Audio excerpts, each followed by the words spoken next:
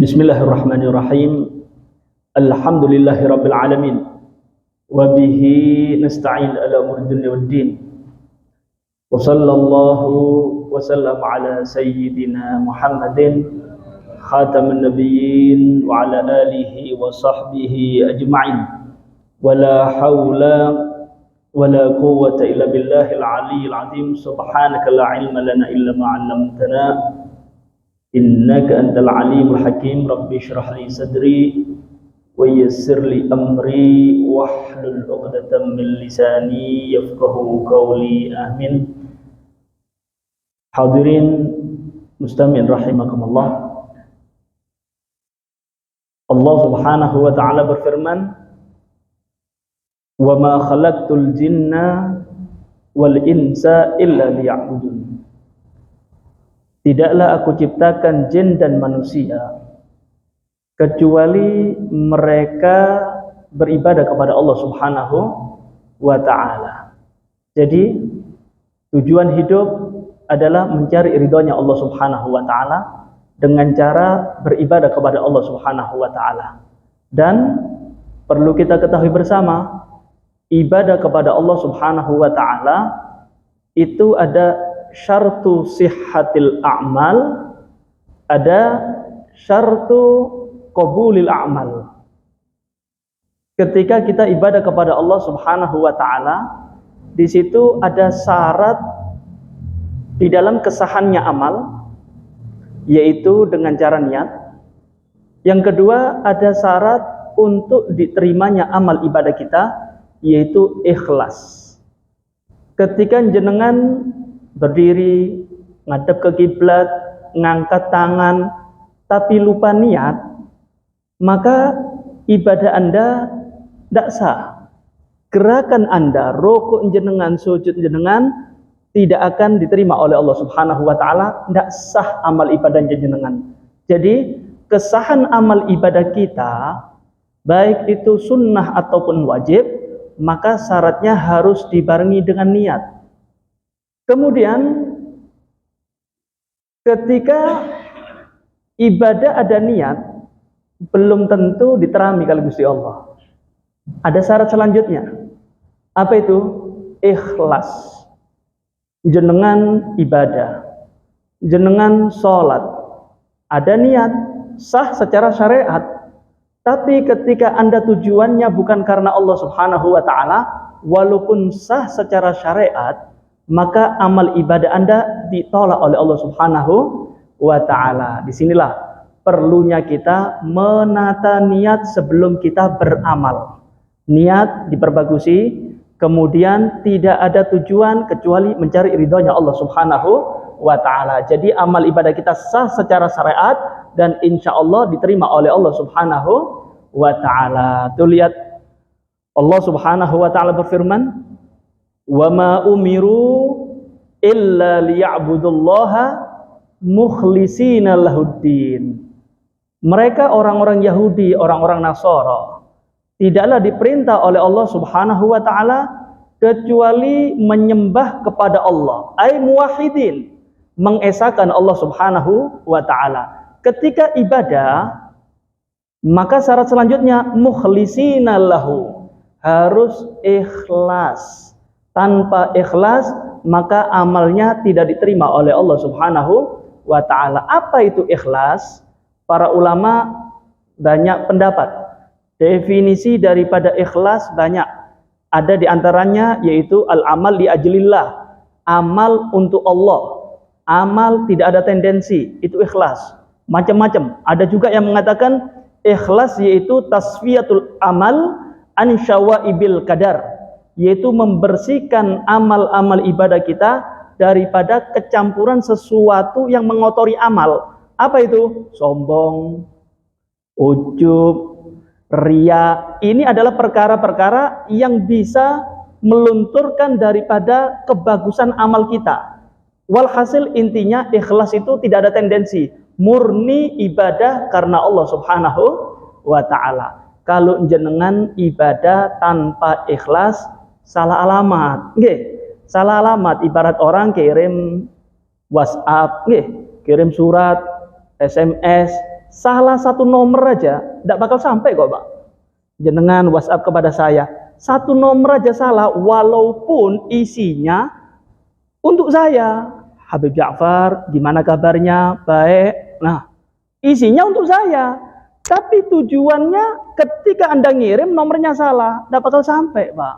Begitu juga kita ibadah, takbir, ngadep kiblat, isinya Allah. Inna sholati wa nusuki wa mahyaya wa mamati. Ya Allah, ibadahku, sholatku, hidupku, matiku hanya kepadamu. Isinya Allah. Iyyaka na'budu wa iyyaka nasta'in. Ya Allah, hanya kepadamu aku menyembah, hanya kepadamu aku memohon pertolongan. Isinya Allah, Allah, Allah. Tapi hati manusia. Hati kepingin dipuji manusia, hati kepingin dapat sumbangan, hati kepingin itu, kepingin ini, percuma. Walaupun dohirnya jenengan ngadep Gusti Allah, walaupun dohirnya Anda beribadah kepada Allah Ta'ala, tapi ketika alamatnya salah, maka tidak akan sampai kepada Allah Subhanahu wa Ta'ala. Boten diterami kali Gusti Allah. Karena itu, toto niat, ditata niat. Para ulama mengatakan begini, ketika kita ibadah Pak, kita harus pandai menata niat. Fudail bin Iyad beliau mengatakan, "Malam yakun fi a'malihi aqyasa min sahir waqa'a fir riya." Siapa orang di dalam amal ibadahnya tidak lebih lihai daripada tukang sulap di dalam menata niat, maka dia pasti akan terjerumus kepada riya. Saya kasih gambaran jenengan. Anda berangkat dari rumah, pertama ikhlas. Kepingin adzan, kepingin jadi imam, kepingin sholat berjamaah, ikhlas. Tapi ketahuilah, setan itu tidak bodoh loh Pak. Setan itu tujuannya bagaimana caranya jenengan jauh daripada Allah Subhanahu wa Ta'ala. Itu misinya setan. Ketika jenengan diajak maksiat kok susah, kok ahli ibadah, apakah putus asa itu setan? Enggak, ada cara lain. Ketika jenengan tetap ibadah kepada Allah, corone ono maning setan. Nopo? Ya apa carane ibadah jenengan boten diterang di Gusti Allah. Itu misinya setan tuh. Berangkat dari rumah ikhlas, kemudian ketemu konco, mulai ketemu rek. Wah, ahli ibadah. Kan begitu nggih? Kecampur sudah. Apakah kita gagalkan? Jangan sampai mundur jenengan untuk melakukan ibadah karena ada bisikan setan seperti ini.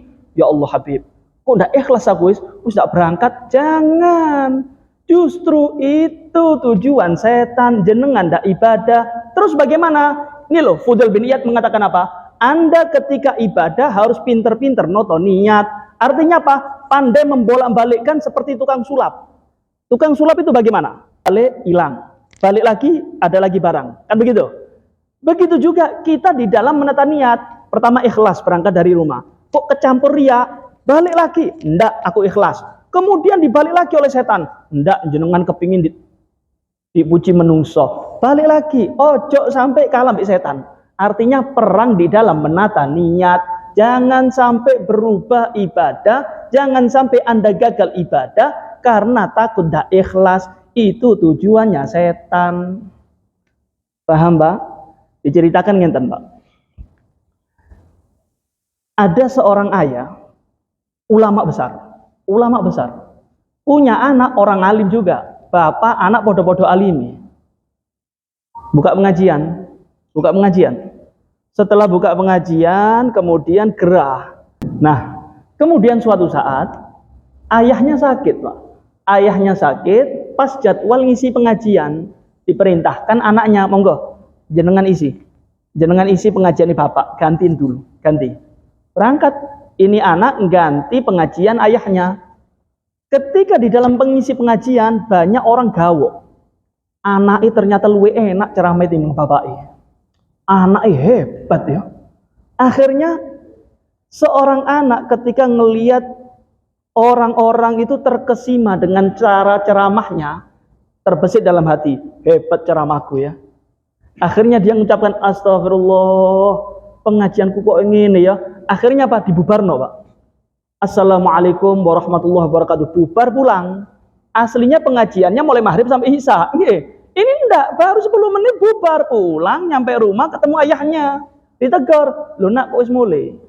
"Wahai anakku, ini belum isya, kok wis bubar?" "Wahai ayah, ketahuilah, ketika aku tengah-tengah ceramah, terbesit di dalam hatiku, aku takjub, aku bangga, aku ndak ikhlas dengan cara ceramahku, aku ndak ikhlas pengajian, wahai ayah. Aku bubarno, wahai ayah.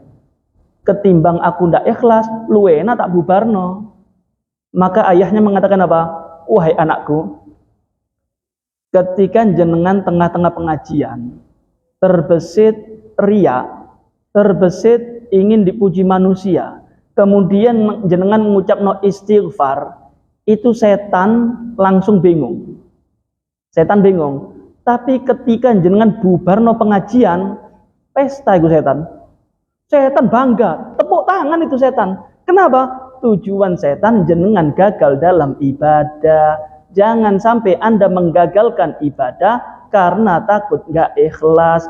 Tetap ibadah kepada Allah. Ketika jenengan terbesit kepingin dipuji manusia, balik lagi niatnya untuk cari ridhonya Allah. Walhasil kita harus pandai-pandai mengatur niat, pandai-pandai mengatur ikhlas di dalam amal ibadah. Lain ndak koyo ngono, Pak. Pasti kula jenengan terjerumus dalam riya. Niku pasti niku. Nggih. Di zaman Nabi Muhammad sallallahu alaihi wasallam ada salah satu sahabat kaya raya, ahli ibadah. Sedekah ikhlas, nyantuni ikhlas, seneng silaturahmi, ketika silaturahmi ikhlas, akhirnya jadi buah bibir di kota Madinah. Jadi buah bibir, Pak. Dipuji-puji. Ketika banyak yang memuji, mulai dah manusia, Pak, kena pujian, seneng, akhirnya bangga dengan amalnya.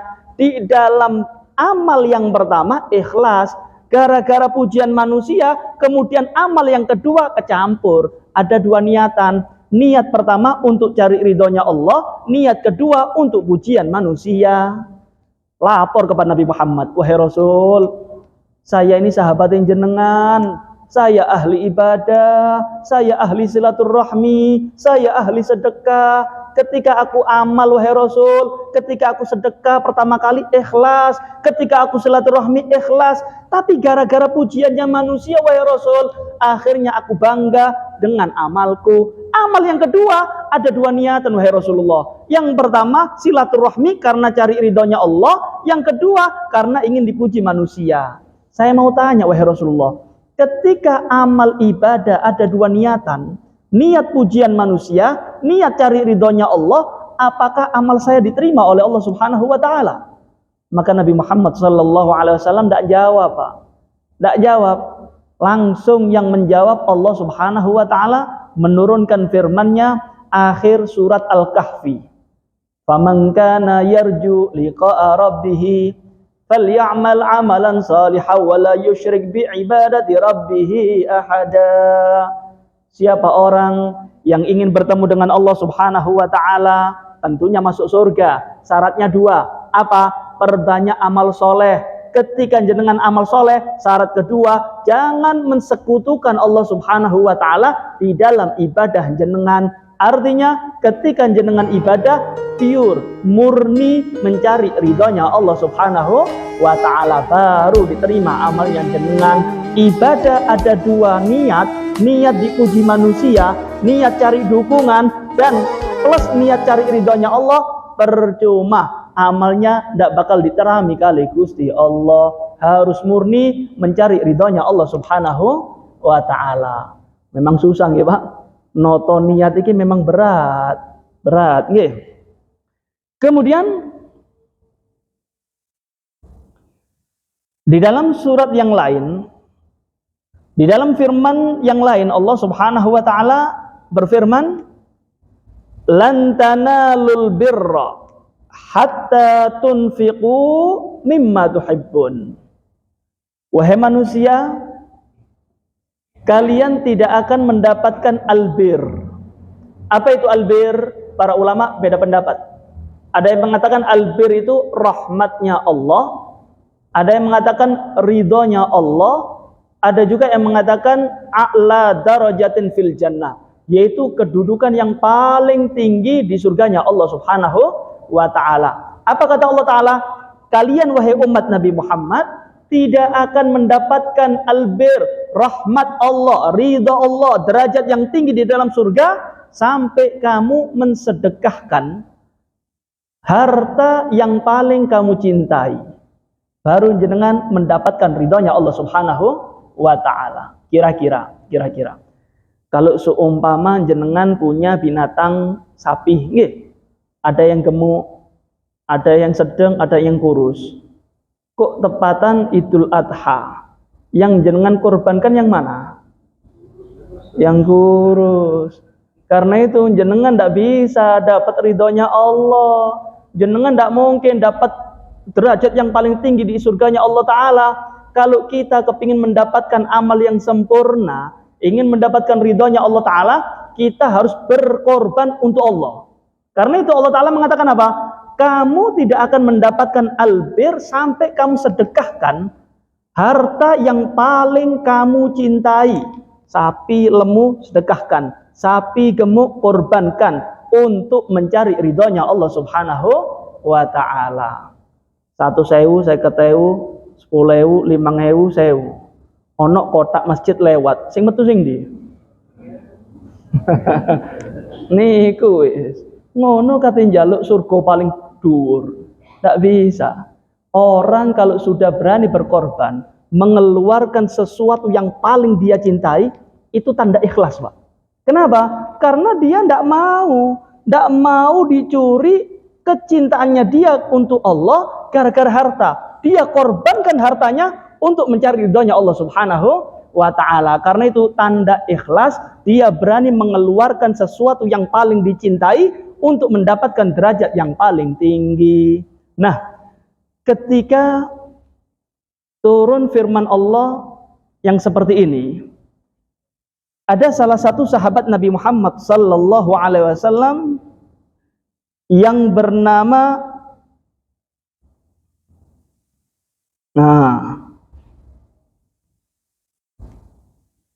Talha. Sahabat Nabi Muhammad sallallahu alaihi wasallam yang bernama Talha. Dia ini kaya raya, mempunyai kebun yang paling istimewa di kota Madinah. Kalau sudah panen, itu kurma paling istimewa punya sahabat Nabi Muhammad sallallahu alaihi wasallam, nama kebunnya Bayroha. Ini adalah harta yang paling dicintai oleh Talha. Ketika turun firman seperti ini, kamu tidak akan mendapatkan derajat yang paling tinggi, mendapatkan ridhonya Allah, sampai kamu sedekahkan harta yang kamu cintai. Langsung berangkat dengan Nabi Muhammad SAW. Berangkat kepada Nabi Muhammad, kemudian mengatakan kepada Nabi Muhammad SAW, wahai Rasul, aku mempunyai kebun kurma yang namanya Bayroha. Fadha'ha haitsu arakallahu ta'ala. Pun saya pasrahkan kepada jenengan. Untuk apa terserah jenengan. Yang penting aku kepingin mencari ridhonya Allah Ta'ala, mencari rahmatnya Allah Ta'ala. Aku kepingin mendapatkan kesempurnaan ibadah kepada Allah Ta'ala. Ini harta aku sedekahkan untuk jenengan, terserah hasilnya untuk apa. Allah. Apa kata Nabi Muhammad? Nabi Muhammad mengatakan bakhin. Untung jenengan. Maka Nabi Muhammad berpendapat begini, wa inni ara an taj'alaha fil aqrabin. Wahai Talha, saya terima nggih, saya terima kebunmu. Cuma saya berpendapat begini. Silahkan Anda kelola ini kebun, hasilnya kamu gunakan untuk sanak familimu. Bantu sanak familimu daripada hasil kebunmu. Allahumma sholli ala Muhammad. Coba Anda bayangkan bagaimana hebatnya sahabat Nabi Muhammad sallallahu alaihi wasallam. Mereka itu hitungannya akhirat. Ketika ada rangsangan daripada Allah Ta'ala untuk masuk surga, yuk jenengan gelem enggak? Mlebu swarga, tapi dengan syarat jenengan harus wani ngorbanno harta yang paling jenengan cintai. Langsung itu para sahabat bergegas. Dia korbankan hartanya untuk surganya Allah Subhanahu wa ta'ala. Dia korbankan hartanya untuk mencari ridhonya Allah Subhanahu wa ta'ala. Sahabat Nabi Muhammad sallallahu alaihi wasallam. Lah kula jenengan, masya Allah, dirangsang surga turu Pak. Dibilang ini dapat pahala ini, ndak terangsang belas. Lek kerja ngene untung isa ini. Dindi Beb. Langsung urusan dunia semangat. Turu jam 1 bengi berangkat, Pak. Tapi kalau urusan surga kita kurang terangsang. Tapi beda dengan sahabat Nabi Muhammad SAW, langsung bergegas menghadap Nabi Muhammad SAW. Dia korbankan hartanya, yang penting dapat ridhonya Allah. Kemudian yang kedua, dari hadis ini kita bisa ambil pelajaran, ternyata sedekah yang paling afdol yaitu sedekah kepada kerabat. Paham ya? Sedekah kepada sanak famili. Terkadang kita nih Pak, masya Allah, kepingin tampil, kepingin dipuji oleh manusia. Oh, bantu sana, bantu sini. Orang tuanya telantar, adiknya telantar, familinya telantar. Salah jenengan, salah menempatkan sesuatu. Kalau jenengan kepingin mendapatkan ridhonya Allah Ta'ala, Anda keluarkan harta yang paling jenengan cintai. Yang kedua, Anda keluarkan untuk sanak famili. Tuh lihat Nabi Muhammad SAW. Nabi Muhammad tidak ambisi. Ketika ada sahabat yang berani mengorbankan hartanya, apakah Nabi Muhammad langsung dirampas sama Nabi Muhammad? Diambil hartanya? Enggak. Nabi Muhammad orang cerdas. Tolha, jenengan orang hebat. Sekarang hasil daripada kebun kurmamu silahkan sedekahkan kepada sanak familimu. Itu yang lebih utama jenengan bantu. Allah, hebat Nabi Muhammad sallallahu alaihi wasallam. Ada juga sahabat Nabi Muhammad sallallahu alaihi wasallam yang bernama Zaid bin Harisa. Zaid bin Harisa, sahabat Nabi Muhammad sallallahu alaihi wasallam, punya anak namanya Usama. Nah, ketika turun firman Allah, lan tanal birra hatta tunfiqu mimma tuhibbun, Zaid bin Harisa mempunyai kendaraan yang sangat istimewa, kuda yang paling hebat. Kalau zaman sekarang kendaraan istimewa apa, Pak? Mungkin lah anggap Ferrari gitu nggih. Ini kendaraan istimewanya Zaid bin Harisa langsung diberikan kepada Nabi Muhammad SAW. Wahai Rasulullah, aku kepingin mendapatkan ridhonya Allah Ta'ala. Aku kepingin mendapatkan albir. Ini kendaraan yang paling aku cintai. Ini kendaraan yang sangat istimewa. Aku berikan kepadamu wahai Rasulullah. Terserah jenengan untuk apa? Apa yang dilakukan Nabi Muhammad SAW? Anaknya Zaid bin Harisa yang namanya Usama dipanggil. Wahai Usama, kemari. Menghadap Nabi Muhammad SAW. Kemudian kuda yang dari Zaid sebagai ayahnya Usama, ini kuda langsung diberikan kepada Usama. Usama, ini kuda untuk jenengan. Zaid, loh, wahai Rasulullah, wahai Rasul, inna ma'aradtu an atasaddaqu biha. Wahai Rasul, itu kan kuda dari saya. Kenapa diberikan kepada anak saya? Saya ini bermaksud memberikan kuda kepada jenengan untuk sedekah, wahai Rasul. Kok dikasih ke anak saya? Maka Nabi Muhammad SAW mengatakan, wahai Zaid, ketahuilah, anakmu ini ahli perang, anakmu ini orang hebat. Kalau dikasih kuda, manfaat untuk perang. Paham ya? Dari sini, lihat ya Pak, kita bisa ambil pelajaran, kalau sedekah itu yang tepat sasaran. Tuh lihat Nabi Muhammad, ada orang sedekah kuda. Kuda fungsinya untuk perang. Lihat mana nih sahabat yang paling hebat? Oh, Usama, ahli perang. Diberi oleh Nabi Muhammad kendaraan biar manfaat untuk jihad fisabilillah. Ini Pak, ini sedekah yang paling tepat. Terkadang kita ndak asal sedekah tapi ndak tepat sasaran. Contoh, ngasih sarung kepada orang ndak ahli ibadah, ndak tahu sholat, ya dikasih selimut Pak. Jenengan salah. Ngasih Al-Quran, orang ndak pernah ngaji, dikasih Al-Quran, ya kayak pajangan Pak. Karena itu kalau sedekah lihat dulu, ini orang ahli ibadah nggak? Kalau jenengan mau sedekah, lihat santri, oh santri iki senengane kitab, Anda belikan kitab, manfaat. Dibuat pelajaran, dibuat ngaji. Begitu juga Nabi Muhammad SAW. Ketika mau sedekah, lihat-lihat dulu. Sopo iki? Iki ono kuda istimewa. Ini kuda kalau untuk perang enak. Dipanggil Usama, anak daripada Zaid bin Harisa. Yang kedua, Dari cerita ini, sedekah kepada anak itu mboten napa-napa, Pak. Selama anaknya sudah balik. Nggih. Kalau anaknya balik kan lepas tanggungan ayah. Ayah tidak wajib nafkah kepada anak yang sudah balik. Karena itu, kalau anak sudah balik kemudian dikasih harta sedekah, mboten napa-napa. Ini yang dilakukan Nabi Muhammad sallallahu alaihi wasallam.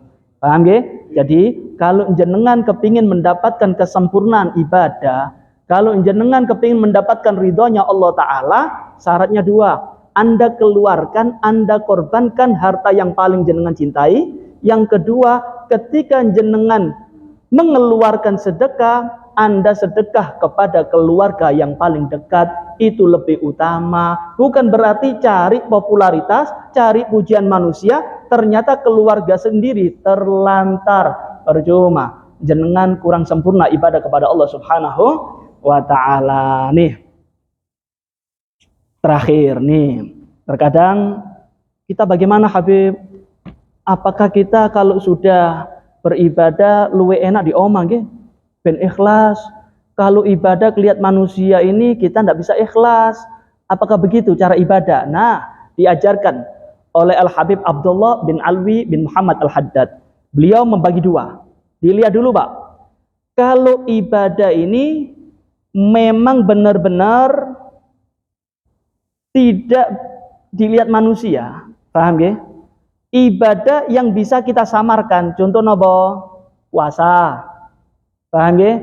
Sholat sunnah tahajud, ini kan bisa Anda samarkan. Anda bisa puasa, kemudian orang nggak bisa ngelihat. Caranya bagaimana? Ya jangan tampakkan, ojo lemes-lemesan ngarepe wong. Anda biasa aja. Nah, Anda bisa ikhlas. Tapi kalau amal ibadah yang memang harus nampak oleh manusia, contohnya apa? Sholat berjamaah, memang harus nampak. Haji, umroh, memang harus nampak. Terus bagaimana agar kita ikhlas? Bukan berarti kita meninggalkan, enggak. Tetap jenengan sholat berjamaah, tetap Anda melakukan haji, umroh, walaupun dilihat manusia. Setelah itu pasrah kepada Allah, minta bantuan Allah Subhanahu wa Ta'ala agar ikhlas di dalam ibadah. Paham, Pak? Karena itu hati-hati nggih, hati-hati. Tolak ukur nilai daripada ibadah kita ada dua. Yang pertama niat yang benar, yang kedua tidak ada tujuan kecuali mencari ridhonya Allah Subhanahu wa Ta'ala. Mudah-mudahan amal ibadah kita diterima semua oleh Allah Subhanahu wa Ta'ala. Amin ya rabbal alamin. Hadirin muslimin rahimakumullah. Ini sedikit saya akan membahas tentang boikot nih, Pak. Nggih, sekarang lagi viral nih. Banyak orang bingung. Ki opo nih, Bib? Di boikot apa ndak nih? Lah. Nih. Intan, Pak. Untuk masalah memboikot produk orang kafir begini. Di dalam kitab-kitab fikih, saya kasih gambaran ya. Saya penjual. Saya menjual alat-alat sajam, jual arit, jual pedang, jual pisau atau apapun. Paham ya? Kemudian ada pembeli, saya tahu pembeli ini orang tidak benar. Pembeli ini perampok. Saya yakin kalau dia beli arit neng aku, beli senjata kepadaku, kok bengi gembek kali. Yakin saya. Terus bagaimana? Saya menjual alat ini kepada orang yang tidak beres, haram. Paham, Pak? Sekarang produk-produk orang Yahudi, orang kafir, ini sudah terindikasi, sudah kita yakin hasilnya ada diberikan kepada orang kafir untuk menyerang saudara kita, orang muslim. Yakin kita. Terus bagaimana? Wajib boikot, Pak. Kalau kita tetap membeli berarti kita telah membantu untuk pembunuhan saudara kita. Wajib. Tanpa fatwa MUI pun, jenengan kalau buka kitab-kitab fikih memang haram. Waduh Habib, percuma. Memboikot barang-barang orang kafir itu tidak ngefek, tidak ada efeknya. Biar kita tidak ada urusan ngefek atau tidaknya. Yang penting Allah tahu kita berpihak kepada siapa. Itu nilainya. Kita tidak ada urusan. Ini ngefek atau enggak, tidak ada urusan. Yang penting kita berusaha, yo opo carane kita tidak mendukung terhadap peperangan. Kita mendukung kepada saudara kita. Yo opo carane keluarga kita, saudara kita selamat. Allah Maha tahu dengan usaha kita. Walhasil kita berusaha semaksimal mungkin. Kita tidak setuju dengan peperangan. Kita wajib membela saudara kita sesama muslim. Paham, Mbak? Kemudian Habib, ya apa niki? Saya pedagang, Bib. Di toko saya niki banyak barang-barang.